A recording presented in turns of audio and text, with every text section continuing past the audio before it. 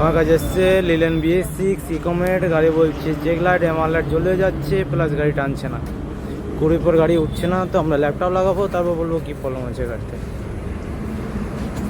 Code দেখাচ্ছে U04F U04F U0D9, electrically problem দেখাচ্ছে। Filter plus সাইলেন্সারও খুললাম, গাড়ি বলছে একদম টানছে না, এই কোডের উপর তো টানবে না, তাও ঠিক আছে।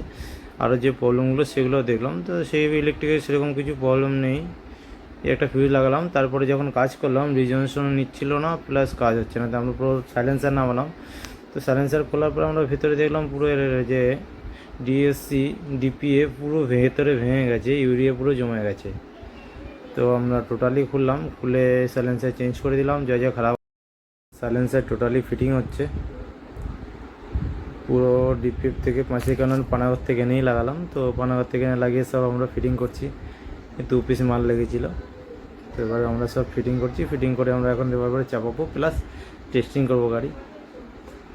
মেন হলো কি আমাদের ইউরিয়াটা লোকাল ডালা হয়, প্লাস আমাদের ডিজেলের প্রবলেম দিলে বিশেষ করে এইভাবে প্রবলেমগুলো দেখা যায়। তো